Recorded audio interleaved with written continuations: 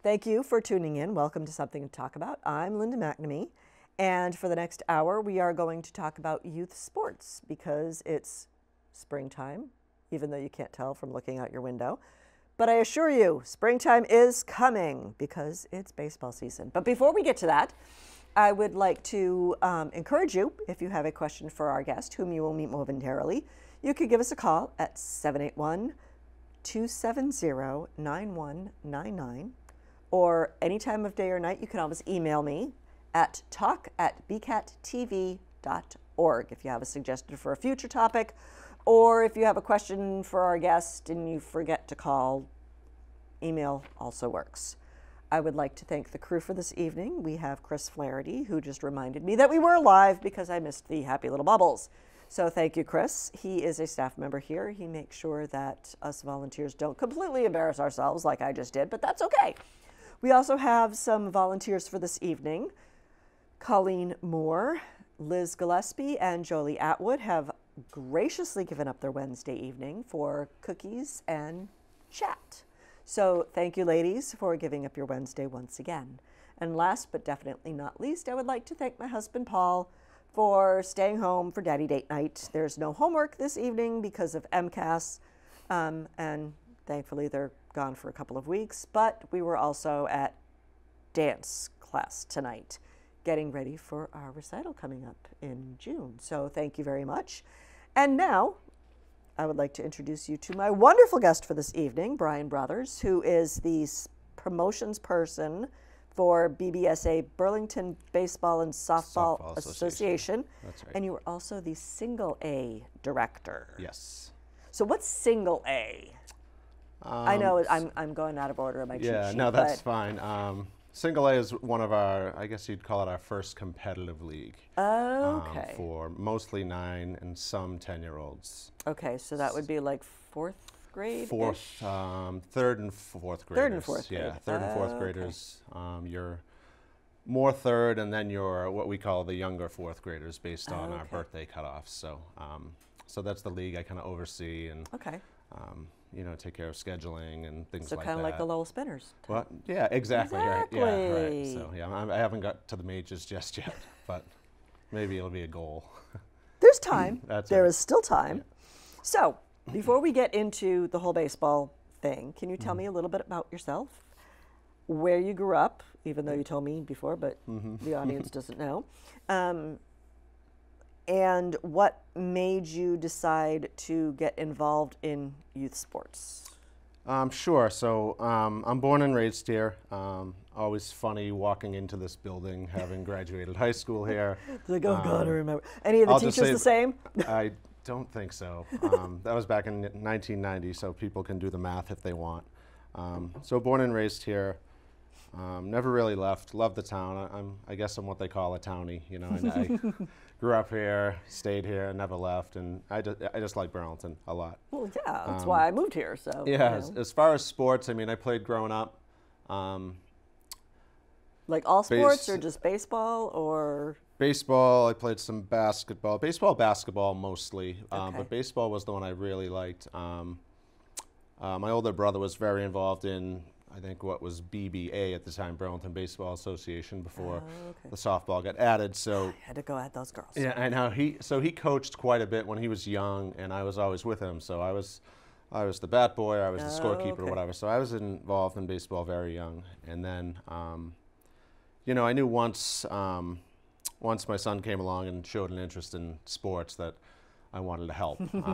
No idea, you know, never did I think I was going to help and then get on the board and then helping and organizing. There's you know, but I mean I like it. I enjoy it. I think it's, you know, I'm giving back to what, you know, people gave to me before. So I think it's important that people step up and volunteer, and so that's what I did. And we have a lot. I'm certainly not the only person on the board. On your website it was like, oh. So, but yeah, I mean, it's just kind of giving back like people did when I was growing up. Cool. Yeah.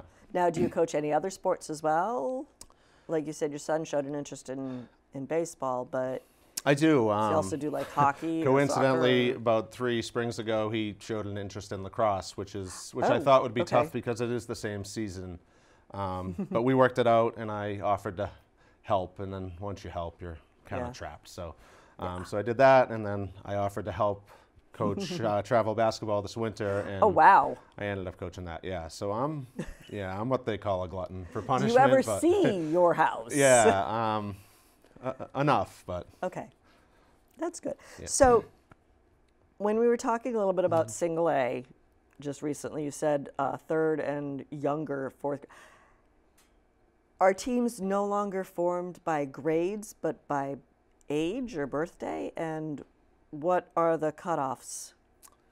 How do you form the teams? So it's by, well, it depends on the level. So it's by age, typically. The younger levels, before we get into what we call competitive baseball. Let's start from the beginning. Yeah, the younger levels, the T-ball. On the baseball side, we have T-ball, we have farm league, we have rookie league. Those are I guess what we so call. Is that before they get to that's single before A? they get to single A. Okay. And that's not as competitive. It's more developmental. We're just trying to teach kids the game and learn the game that way. Unless you ask my son, everything's competitive. Right, Teeth right. brushing is a competitive sport. Yeah. So. And on the girls' side, we have junior softball, which is grades 1 and 2. Okay. Also on the developmental side. Okay. And that's that's where we're just, it's kind of, we're learning to play, we're learning about the game. Roughly third grade is when things start to get serious. Right. For the baseball side, once you hit third grade, you hit single A. Okay. So those are actually what we call draftable leagues, where right, we'll have coaches get together, and you'll go through the players, and you'll pick your teams. I'll pick Johnny, I'll pick Tommy, and you go through, and you. But if you really don't like Billy because Billy doesn't know which end of the bat to use, does he eventually get to play? Well, or? Everyone who signs up gets to play. Okay. Yeah, and there's no cuts. There's no cuts. Okay. In our competitive leagues. If you want to play baseball or softball and you sign up through the proper channels, you'll be on a team. Well, hopefully by the time they reach single A, they know which end of the bat to use. I was just using that as an example, you know. Right. Some kids really want to, and they just don't have that genetic. Right, yeah. Yeah, so that's when it flips at about 9 years old, where you get into, like I said, more competitive leagues. To keep it brief, there's 3 leagues on the baseball side. There's there's triple A, and there's majors. That's up to 12 years old. Okay. And then on the girls' side, we have intermediate softball, which is grades 3 through 5. Okay. And senior softball, which is 6 through 8. Okay. Now, I've seen like posters and signs around. What's the Babe Ruth League? Babe Ruth is 13 to 15-year-olds. Do we have that here in Burlington? We do, yeah. Okay. The numbers are a little low this year. Okay. Same with our majors group, which is our 12-year-olds. So we're starting to see. So after majors, then they go on a Babe Ruth. They own a Babe Ruth, yeah. Which is you go from the smaller diamond to the bigger diamond. Ooh. So that's quite a jump, and I wonder, if that's where you lose some kids because of that worry, going from the small diamond to the big diamond. That's a big also jump. As the kids get older, their time is also at a premium because not only sports, but there are all these other activities that are fighting for their time as well. Absolutely. So yeah. It's more choices. We call it the video game epidemic. Oh, totally. So, but I mean, but I think that's truly a part of it too. A lot of kids, I think kids, make their own, make their choices, and it's true. like I said, it is what it is though. So we just try to promote baseball the best way we can. Now, do you know when you start a season, do you know exactly how many teams there are, or is it based on the number of kids who sign up? Yes, exactly. So do you know, yes, we're definitely having 7 teams, and then you don't have enough to field? Right, yeah. No, all based on registration. Okay. I was the single A director last year as well, so just a perfect example. Last year in single A, we had 55 kids. Okay. So we had 5 teams, about 11 kids per team. Okay. This year we have 71. So wow. we bumped it up to 6 teams, yeah. So and maybe 11 or 12 kids a team. So yeah, it really depends on on Are you able to registration. get additional coaches for this or team names? We were, or... yeah, you know, right, yeah, getting the uniforms and things like that. That's all secondary. That's pretty easy. We have a great relationship with Bryan Sporting Goods out of, I think they're based out of Concord. Oh, okay, cool. Yeah, that's a. Who knew? Burlington, a longtime Burlington family who has a sporting goods site. But yeah, it's all based on registration. Okay. You know, so right, like I said, we have six teams in single A. I think we have 6 in triple A, but only 4 in majors. Okay. So. Now, do the teams compete or play against each other just in town? Or like you just said, majors only has 4 teams. Mm-hmm. So that would get kind of boring, only playing the entire season with 3 opponents. So do you branch out to other neighboring communities at all, ever? Or does that like wait until you get to high school? Okay. Not yet. It's something where, as a board, we're tinkering with, is especially at the Babe Ruth level, is if we want to. There are some towns that currently do it. Okay. Winchester, to name one, I think. I forget who else locally, but Winchester was one that came to mind. What they do is so they don't have really an internal Babe Ruth league. Okay. But they play in, I think it's called the New England Baseball, don't quote me on that, but the New England Baseball League, and other towns who are struggling with numbers do the same. So Winchester, for example, has, let's say, 3 teams in that league. Okay. And they play teams from Watertown and Somerville or whatever, other towns who are that only fighting, have, like, fighting those numbers a bit. Okay. But yeah, I mean, at the lower levels, the majors, you're right, it's 4 teams. So yeah, you see the same 3 teams, you know, throughout the year. So it's that pitcher again. Right. Okay, he always does. Yeah. So it's and that's kind of the struggle we're fighting with the numbers a little bit. Okay. But yeah, in the lower leagues, the lower numbers are great. Excellent. You know, the T-ball numbers solid. The farm league number was even better, I think, this year. Excellent. So, like I said, it's somewhere between that 9 to 12 that. Is the drop off? Yeah, and you lose kids, and it's to, you know, it can be to other sports. It can be to. Yeah, you know, soccer's big in town, lacrosse is big in town, and baseball. So you got 3 sports going in one season. Oh, that's right, spring soccer. Yeah, I always spring soccer, traditionally think of soccer as a fall sport, but. Yeah, and I think once you hit high school, it is a fall sport. Okay. So yeah, we fight. I think we fight that a little bit, and I think, you know, as a parent of a 9-year-old. For now, it's okay. You know, he does baseball, he does lacrosse, but at some point, you know, you have to make the decision. Okay, it's just too much. You know, so I think that's what happens. Especially when you get if you start getting really good at that sport, then you have to start traveling and competing, and so it takes up your entire life. Yeah, understood. So I remember a long time ago, my kids used to play in BBSA. And they had, you know, the uniform shirts that were provided by businesses. What kind of partnerships does the BBSA have with area businesses? Is it just for T-shirt sponsorships, or are there other sponsorships? And how do you find businesses willing to help out? Not my strong suit, but yes, we have we have a ton of sponsors. Obviously, we have. Like every dentist. I was going to say, I mean, we have to have, you know, I'm just trying to do some quick math. I mean, you know, we have to have 60, you know, I mean, 60. Somebody different per 60 teams maybe, you know, so I know a lot of them are repeaters. Repeat customers. So I know we did recently add them to our website, which is nice, so they get the exposure there. Yeah. We do have Jim Martin's our sponsorship director, so he kind of handles. So he does all of that. Yeah, he does all that. Yeah. I'm more like I guess more publicity than sponsorships, but but yeah, I mean we always have a lot of people, a lot of businesses step up. Excellent. You know, and then we, you know, the joke is when we get these teams together, well, the sponsorship kind of stays with their kid.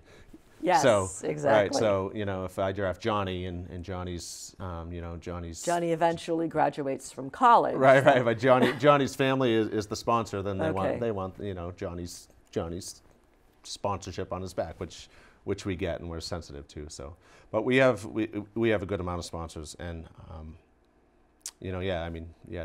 I guess the important thing is they get the name on the back of the shirt, which is and we recognize them at our opening day parade. Oh, our parade. Yeah, when is the opening day parade? The parade is a week from this Saturday, April 20th. Okay. And it's not going to rain this year, right? We hope not. Doesn't it seem? Is it just selective I think memory? It was 2 years ago. It was 40. I remember one year it was a cold nice steady drizzle, just enough to make you uncomfortable. Yeah, I think that was the year my kids played. Yeah, last year I think was better. Okay. But yeah, we're hoping for 70 and sunny, but it's cyclical, so hopefully we're due. Would be nice. But no, that's a fun day. Now, is it always? How is like the season determined? Because it seems like it's always the end of school vacation week. Yeah. Or is that just coincidental? Yep. No, it is. We have Burlington baseball falls under what we call the Babe Ruth League or the Cal Ripken. Oh. Are they the same things or are they different? Yes. Babe Ruth for the older kids, Cal Ripken for the younger. Oh, okay. So as far as the younger kids, there's Cal Ripken and there's Little League. So the Little League World Series that you might see on ESPN, that's under the Little League umbrella. Burlington, we're under the Cal Ripken baseball umbrella. Okay, kind of like American League versus National League type thing? Yeah, a little bit, right. So our league has, there's summer leagues, for quote-unquote all-star teams. So those are put in place by the Cal Ripken organization. So they want to start the summer tournaments by such and such a date, which leaves the local organizations like us, we have 6 or 7 weeks to get in our season, our playoffs, and then have teams selected for the summer leagues and go from there. So it's more a time crunch more than anything. But traditionally, it's always been that Saturday. And I think 2 years ago was the year that my kids played, and it was like, we kept having to push off practices and opening day because, there's still snow on the field, or it's under 6 inches of water. And last year we didn't have a whole lot of practice time because it was cold and we got some late snow, and welcome to New England. Yeah, right. But the parades that's definitely one of my favorite days of the year. Now, do you have like a partnership with the schools? So in the event of inclement weather, you can start doing some practices in some of the elementary school gyms, or is that just we do? We get some time here at the high school on the turf field when we're kind of stuck. Okay. Our batting cages up at Simons Park are open, so we've been there. We started last Saturday, so we were actually there today, which was a little frigid, but today it was a little So we use the batting cage space, and then, like I said, we get some turf time, and we'll just split that up, best we can. The fields we're at the mercy of the recreation department. They have to get them ready. They put in a lot of work to. They do, and they look nice. Yeah, to get the fields ready, and specifically for opening day, but if we get them a week before, then you can get a few practices in.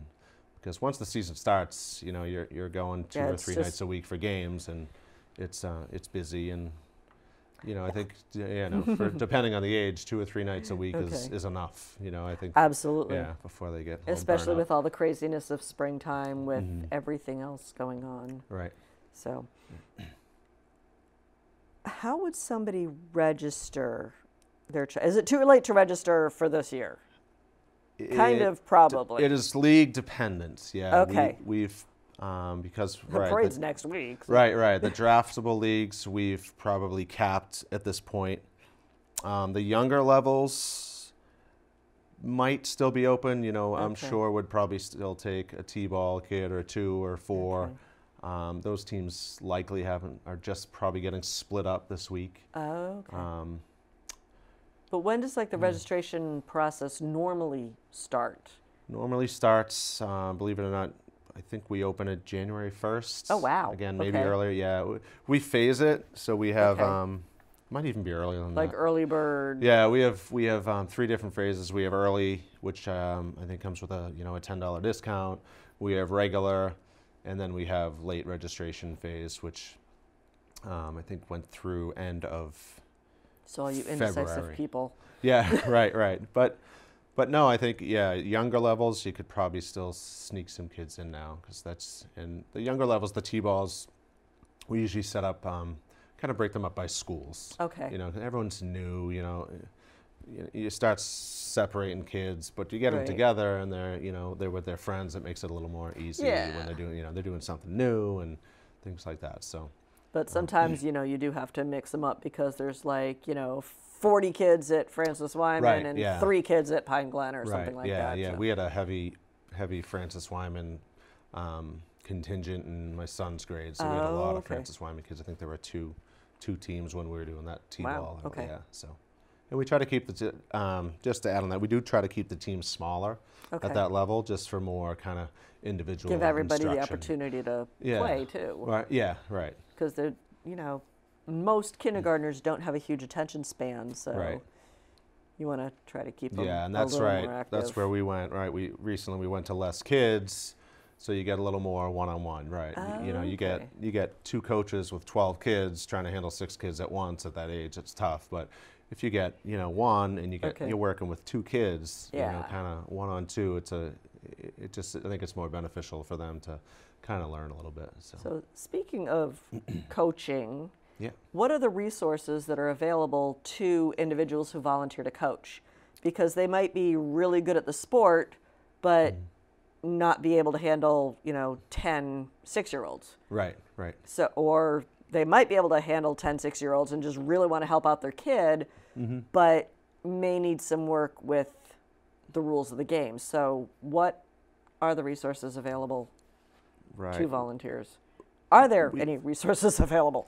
There are. I mean, certainly, you could find anything online these days, so you can go that way. We do have the varsity baseball coach at Burlington High School, Dan Hirsch, has really kind of embraced our program quite a bit. cool. Yeah, so he's Well, it's like a feeder team for the high school. exactly. Yeah, so he's in his 5th year, so he's become involved. I guess from the coaching side, actually last night he put on a coach's clinic. I was actually there. Okay. So it was offered to any coach has signed up to coach baseball or softball, and he did it down at the rubber gym down here, and he spent probably an hour, maybe an hour and 15 minutes, and and he had maybe 8 of his players, and he just kind of went over just some basic stuff you could do. And he's doing it with the high school kids. And he says, he's doing these same cool. fundamentals with high school kids. So he just kind of talked to us about, just fundamentals and drills and things like that we could do. So he's really bought in, and I think we're going to start to kind of work that relationship a little more and get him to do more coaches clinics and help us out. Because a lot of times the high school players will actually come and help out at some of the practices. And help out, yeah. And there's also, he will put on a baseball clinic April vacation week. And he's done it since he's been here. So that's for the players? That's for Or the coaches?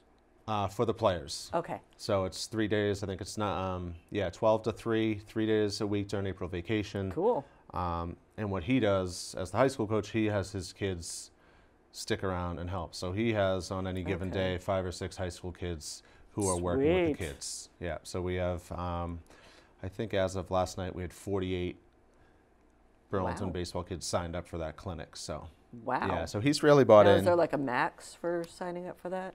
I'm not sure if we'll cap it. It's probably up to Dan. We'll leave it up to him how many ever he can handle. And then we're also we get the same support on the softball side too. I don't mean to leave out Kristen Mahoney's the softball. Okay. The varsity coach here at the high school. Her dad Bob Mahoney helps out, and they've done the same. They've done clinics. They've come down for the Junior Softball League on Tuesday nights, and they've helped out with clinics on that. So, yeah, so it's really that it's been nice having those guys reach out to help us because, you know, like I played baseball and I know some baseball, but you know these guys do it, you know, at the high school level. So having their kind of expertise is good to have on your side. And having graduated earlier than 1990, I can tell you that sometimes the high schoolers have much more energy that I do for running drills and stuff. So. And they do come to the parade. The baseball team traditionally, the softball team, it depends on if they have a game, but the baseball team, the high school team comes to the parade, has come to the parade every year since Dan's been on board. Cool, okay. And they, you know, typically it's right after the clinic. So you have these 50 kids or whatever it is who just spent 3 days with these kids, and then they see them at the parade, and they're, you know, they get the eyes wide open, like, you know, oh, there's so and so from the high school team in there. And so it's a big deal for the kids. That is awesome. Yeah, exactly. Great role modeling. Yeah. And good resume builders for the high schoolers to come back and help. Exactly. Oh, that's pretty cool. Yeah. So, how about umpires? We're talking about, you know, the coaches. Mm-hmm. Where do you get umpires? Are umpires also like family recruits, like coaches that are ready to go up to the next level? Or does like the Cal Ripken League or the Little League provide trained umpires? If needed, you know, those same high school kids that I just spoke about, a lot of them are coming back and giving back and umpiring. Cool. They have to go through, you know, a class and get what we call patched, you know, and get certified through the Umpires Association. It might be the Mass Baseball Umpires Association. I think that might be the name.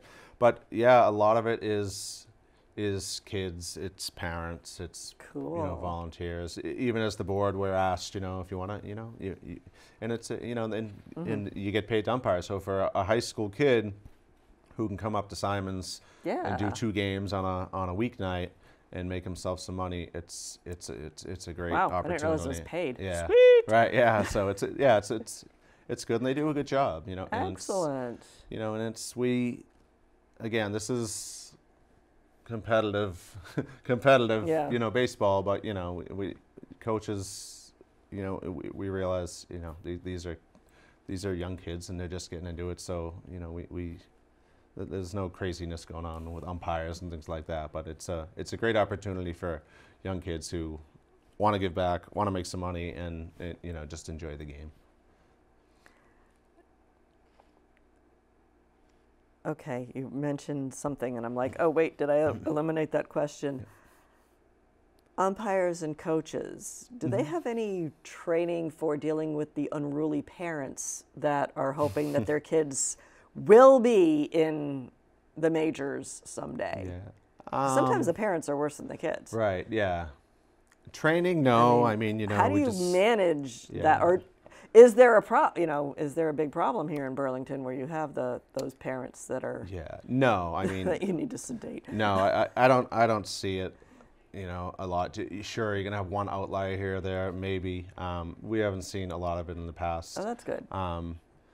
You know, everything kind of gets escalated. So, you know, if it was during a single A game, for an example, you know, our manager should come to me and say, you know, Bryan, we had this issue with this parent, and then I would take it from there. And if we need to escalate it further, we would talk. You know, I would go to the board and go from there. But we don't see it. I mean, this. I think everybody's kind of getting the idea. Yeah, exactly. Sure. You know, everyone wants their kid to do well, but I think, I haven't seen it. And again, my kid's been on the younger side, so who knows? Maybe as you get older, it gets a little more competitive. Well, sometimes it's at the T-ball level where it's like, hey. Right. Yeah, we really have zero tolerance on it. It's just it's not the place for it. This is Little League baseball. We are most kids here aren't going pro, so. We just got to keep that in mind. We're just having fun. Yeah, exactly. We got to keep that in mind. Just for fun. Exactly. Now, what happens, you know, because inevitably it's going to happen, especially with little kids who are sitting in the outfield, you know, picking dandelions. Mm-hmm. Yeah. What happens if somebody gets injured during a game? I mean, is there a first aid kit there? Do you call 911? Do you call the parent over? I mean, yeah, I mean, sprained ankles, right, hitting the head. I don't know. We have first aid kits in the huts at the parks. Okay. Every coach has ice packs. That's typically the biggest thing we see at this level. You know, 5 through 12 anyway. Okay. Is right. It's the ball that got deflected and popped up into someone's face, or it's the batter who got hit by a pitch in the knee, and until you experience that right. it's just, this is great, this is baseball, but you get hit once and it can kind of wreak havoc. But little kids losing teeth or something. Right. Every coach has ice packs. Like I said, there's kits at the field. So yeah, I mean, I don't know if we've had a whole lot of major incidents that I can recall since I've been involved. None that I can really remember, but yeah. Not that you want there to be any, and but typically, I mean, 99 times out of 100 parents are there, so we'll kind of defer to the parents after you get the kid kind of settled down and see how things are. But yeah, it's like any other. Are you bleeding? Right, yeah. Get back out there. Right. But yeah, a lot of it for us is just have the ice packs on hand, because it's just the ball, or it's the ball that hit the kid, and he just needs ice, and more times than not he's back out, and 10 minutes later. So kids are resilient. Yeah, thank you. I'm like they spring back. What's the word? Right. Okay, now I think you asked me this before we started, why I asked you to come tonight, because April is Youth Sports Safety Month. Yes, I know they have a holiday for everything, and I think most of them are created by Hallmark just so they could sell more greeting cards. But Youth Sports Safety Month seems kind of important, especially like we were just talking about ice packs. What does that mean to you? Have you ever given it any thought? Did you know that April was Youth Sports Safety Month? I did not. Surprise! Yeah, until on the pre-meeting notes, I knew that it was. I think every coach probably has safety in their head first for a lot of these kids, especially starting at the younger levels.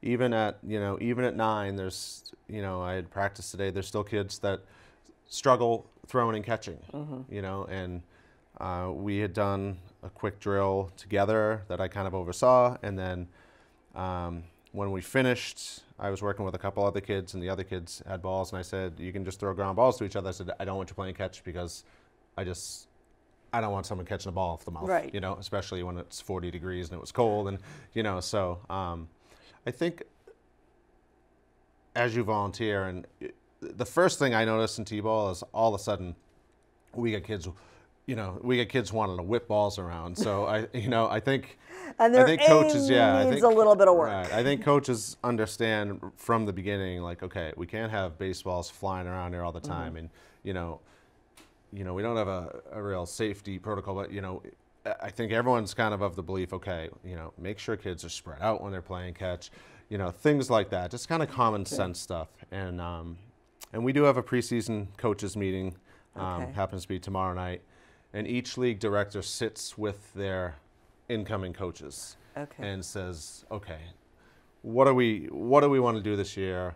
What are we focusing on? For example, T-ball, right? Okay, this is how we're going to split your teams up. This is what we're starting to work on, and things like safety will come up then. Listen, right? Is that where they get like their T-shirts as well? Uniform T-shirts. Uniforms, like it kind of down the road after. And at those coaches meetings, that's where we as directors come in and say, okay, listen, keep everybody alive. Kids have to have helmets on. The older leagues, make sure everyone has their catcher's equipment on. No bats flying around. Make sure everyone's in the dugout, for example, during the game. That's a big thing. Kids think they, when they're on deck, that they're supposed to be like Mookie Betts and they get to stand outside the dugout. But no, because if the ball comes off the bat and hits you in the head, we're going to have a problem. So find your helmet. Yeah, right, right, exactly. So things like that. But you know, we have all the equipment we need. Everything's kind of in place for there. So I think in general, safety's not a huge deal as long as everyone's kind of using common sense. Establish the rules to begin with and let the kids know. Exactly, yeah. Because for some reason, the kids will follow the rules 100% when it's their coach talking. Right. But when it's their parent, right, all bets are off. Yeah. Not always, but most of the time, right. Yeah, most of the time, I agree. Yeah. So, you know, you mentioned equipment. Is it up to the coaches to get their own equipment? I know it's not on the list, but is that part of the sponsorship, or is it league that provides it? Where do you, and how often do you have to replace stuff like helmets and bats and you know, baseballs and softballs and the tees themselves? Right. No, the league provides the equipment. More so now than, you know, 20-something years ago when I was playing Little League. Everyone seems to show up with their own equipment anyway. True. Right? Everyone shows up and they have the bag and they got a helmet and they got a bat. They have a glove. You know, we don't provide gloves, but they have their glove. They have their batting gloves. There are more. You know, in fact, when I was coaching T-ball 4 years ago, you know, we would have bats in the bag. Okay. But now, on any given, or if you have 11 kids on your team, 7 of them probably have bats. Bats that they you know, bring. so things like that, we don't really need to provide. We have them, but everyone's bringing their own stuff now. Okay. But no, we provide helmets. We provide catcher's equipment. We provide the baseballs throughout the year. So that gets we kind of have a warehouse and an inventory, and cool. it gets replenished, and you know, end of the year we kind of assess what we have left, and then see what we need for the following. We have people way above my pay grade that do that you have. Yeah, way above my pay grade that do that. Uniforms, like I said, that's done through Bryan Sporting Goods. They've been a partner of ours for as long as I've been around. That's, I guess, all I can speak of. But yeah, a few years. They provide uniforms, and it's okay. We have 6 single A teams. Here are your sponsors, and then boom, that all. Excellent. So that all happens tomorrow night at the coaches meeting. Coaches, so we'll have a room of, 60, 70 coaches. We'll talk to them about kind of our general expectations. Did you have a lot of new coaches this year, or is it pretty much the same as mostly returning? Or yeah, you get a good mix, because you have Just people like me who've done have done it every year. But once T-ball comes, we're starting to look for new faces and new people to help out. At that level, so but you get right. If you have a guy who has a 9-year-old and then he has a 5-year-old, well then you find him, he's coaching single A, and then he's back in T-ball again. So he goes through the cycle, and that's a credit to the volunteers we have. I think we're nothing without the people that step up and help coach, and the people that do it multiple times are just you can't thank them enough. And so it's important, and we're nothing without the volunteers and like I said, the umpires that and again they get paid for it, but they're still they're volunteering their time and they're giving back. So when you were talking about equipment, I had to laugh because when my daughter was like in 1st grade, bunch of little 1st graders on the team. And apparently, I don't know whether it was a mix-up or just whatever, but all they had were really big helmets. So the kids put the helmets on, and they came down here. So the girls were running the bases, like holding their helmet up so they could see. It was comic relief, pretty much. But I decided at that point that I'm going to get my daughter her own helmet that hopefully she could see out of. Yeah. And I think they also had like all adult size shirts that would down like the kids' knees. But we got that under wraps now, I think. But you're right. You're right. Everybody's got their own bat, their own glove, and helmets. Right. Especially some things you don't want to share, like helmets. So, game rules. Are there different game rules for this particular league? Or any of the leagues through BBSA, or are they more universal? There are different rules. Okay. Again, speaking from the developmental side, you know, for T-ball and farm and rookie and junior softball, that's developmental. So basically, we're trying to teach kids the game. Okay.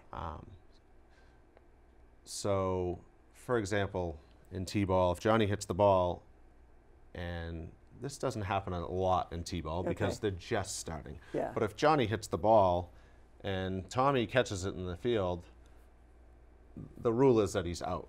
Okay. So we actually want to try to teach that.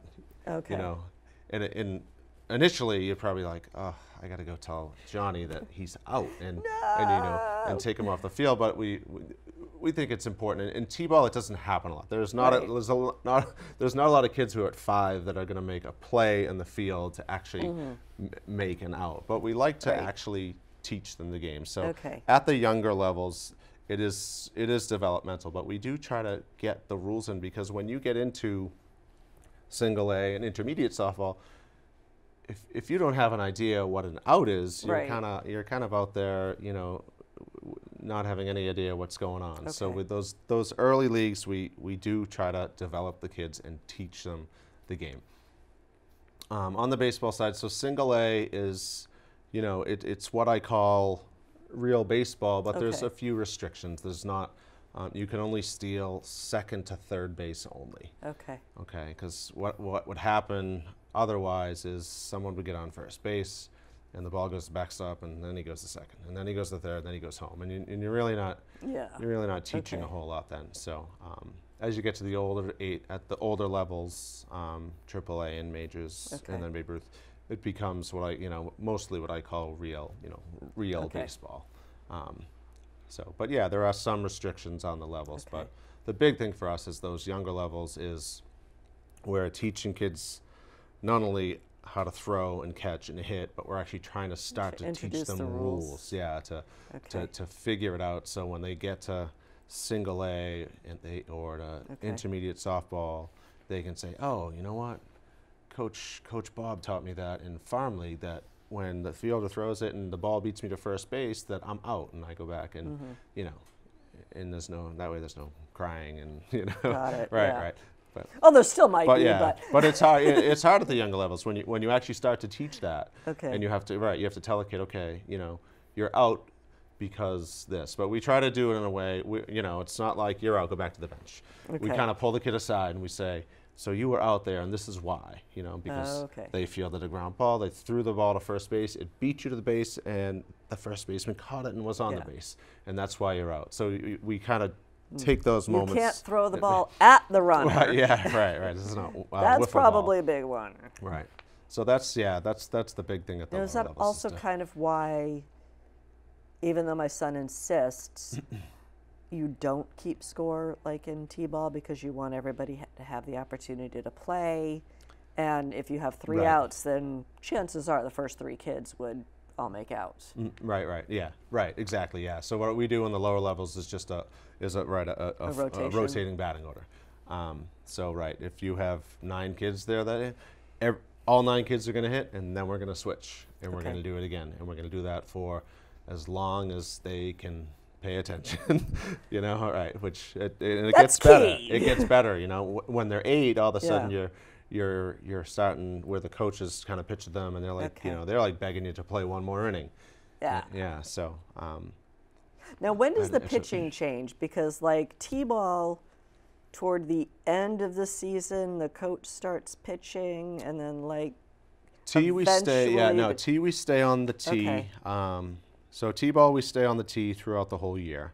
Okay. Farm league, we start on the tee, and then we transition off the tee where the coaches is pitching, where the coaches pitch only. And then rookie league, our last developmental league, that's where we start to introduce the kids to start pitching to each other. And then single A, the coaches are gone, it's all kids. So single A, and I told parents of a team I coached last weekend, single A, from rookie to single A, it's a big jump, because you go from your coaches are pitching, and then some kids start to, Okay. and then all of a sudden you go to single A and you're playing a real game, and there's an umpire, and then you got to walk up to that plate all by yourself, and there's the big kid from fourth grade, no and backup. Yeah, and so it's a big adjustment year, but it's amazing how they improve and get more comfortable as the year goes on. Yeah, right. They have no choice. Yeah.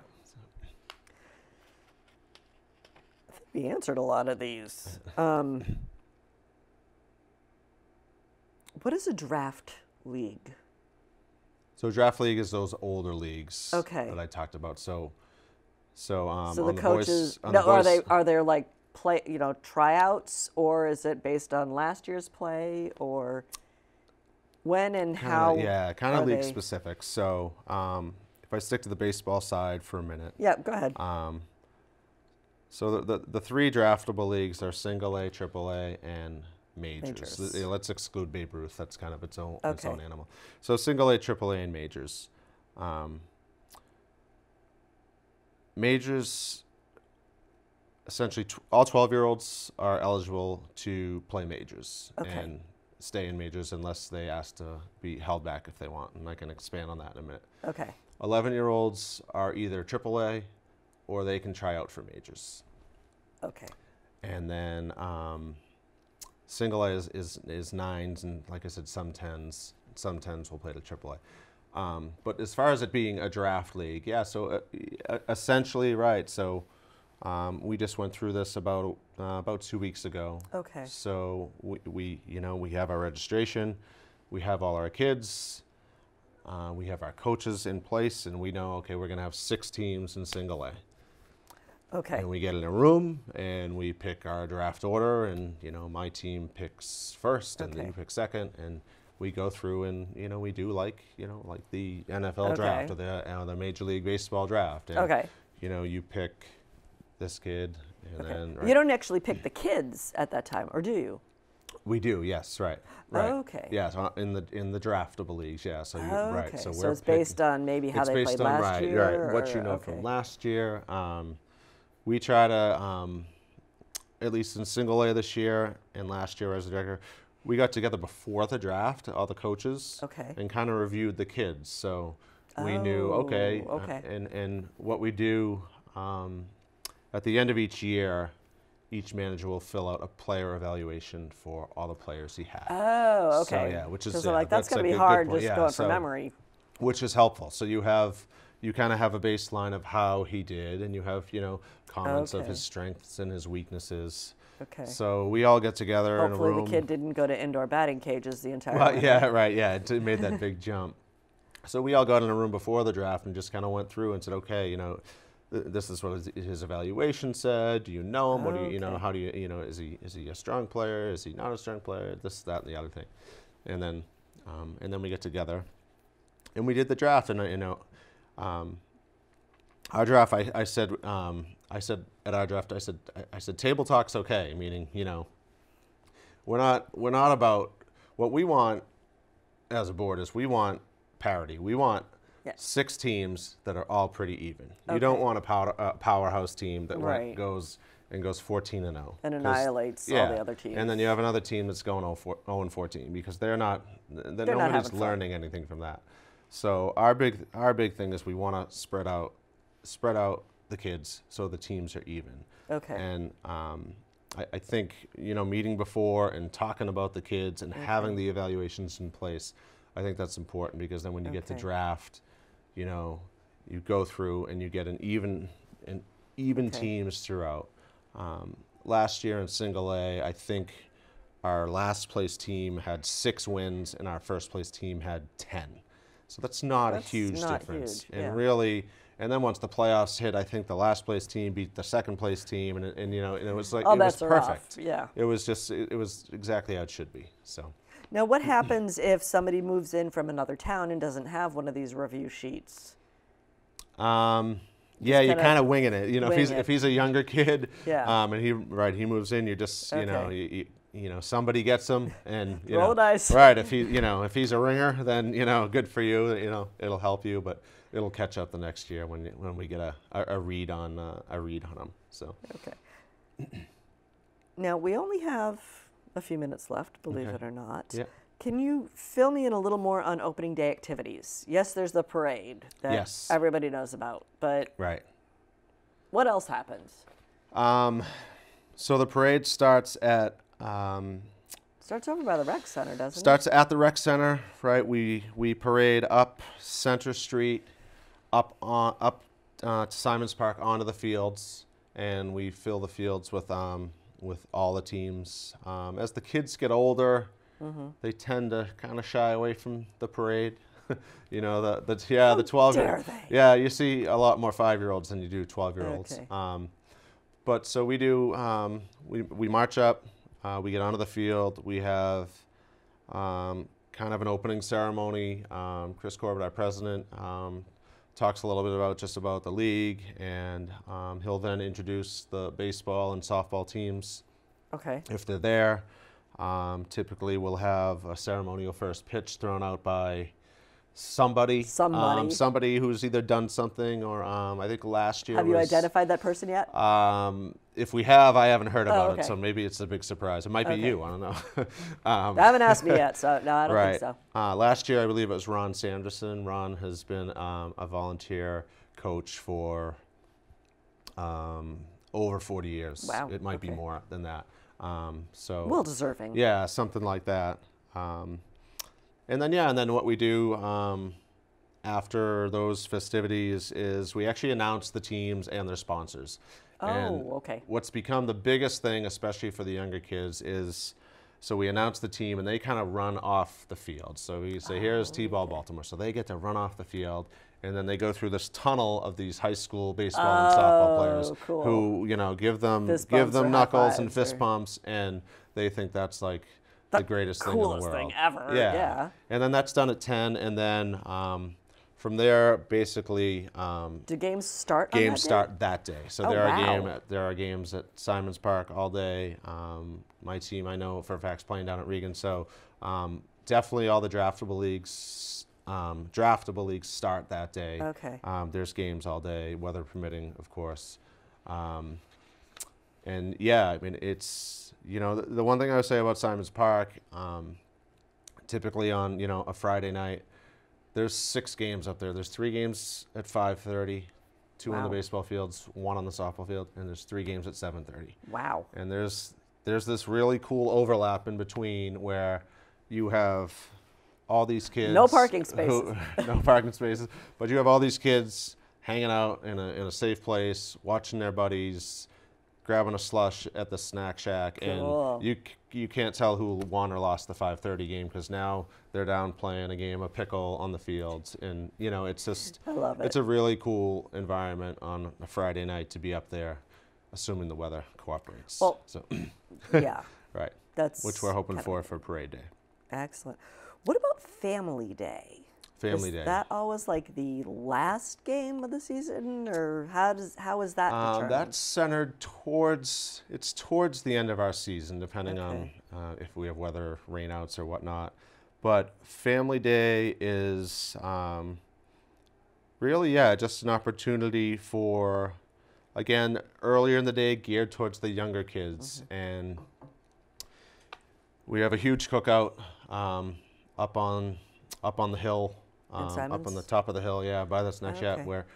where board members graciously give their time. Shameless plug there, but they're there cooking all day. Wow. And you know, we push for families to come because we have 3 T-ball games going on, and we have announcers there, so these kids get to, you know, Hear have their their name name, announced. yeah. Announced. Like I said, they're Mookie Betts, and they're going up the plate. They're having their name announced, and they think it's the coolest thing. Yeah. So that goes on all day. Our older leagues, we have skills competitions. We used to have a home run derby for the 12-year-old kids. I'm not sure we had it last Ooh, year. okay. Yeah, That so sounds fun. it's a really fun day.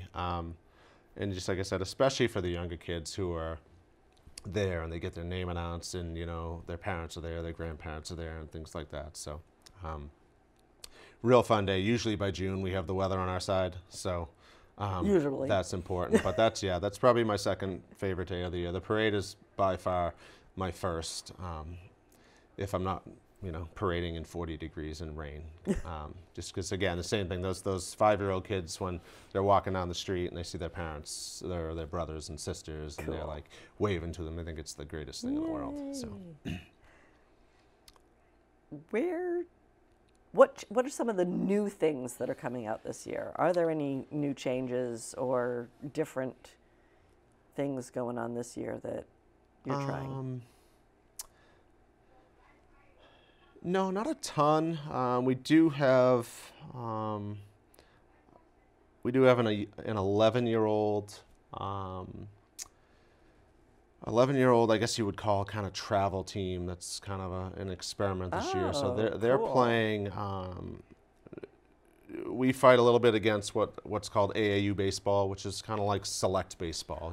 Okay. So kids who want to play for a big program, like a select program. There are kids that choose that option sometimes, and then that conflicts a little bit with our stuff. So right now there's an 11-year-old team that is Burlington based. So it's all Burlington kids, which we like because they're playing for their town. They're not playing for a program. So we have an 11-year-old team that is doing that this year for the first time. So they're starting, it might be as early as this weekend. And they're playing. They travel around Massachusetts, or is it? Yeah, it'll be around Massachusetts, probably a little, probably locally, within the kind of like the Middlesex League area, Middlesex County, I should say. So they're doing that this year. First year, it's kind of happening, and what it's doing is they're playing maybe a little more competitive baseball against some stronger teams, but they're doing it where they get to kind of play with their buddies. Yeah. And it's a more affordable option than some of these other select programs. And they've been working out all winter. Wow. Yeah, so it's a bit of a commitment. They're ready to go. Yeah, they've been working out all winter, and it'll be interesting to see where it goes. And we have to decide kind of as a board if this is something we want to think about doing moving forward. So if you have a 9-year-old like I do, you got to start thinking ahead about that. Always kind of planning stuff. ahead. Yeah, Always planning ahead. So, well, guess what, Bryan? my time is done. We're out of time. That's okay. That's great. Thank you very much for coming and sharing with me. I keep singing "The Boys of Summer" in my head. Right. Because baseball is just, it is what summer is about. Yep, spring and summer. It is. So hopefully the warm weather comes up. Absolutely. And Thanks for I hope having the me. weather cooperates. And I would like to thank everyone at home for tuning in this evening. I hope you are ready for springtime and ready for the Boys of Summer to come to Burlington. So thank you very much for tuning in. Have a wonderful evening, and I will see you around town. Good night.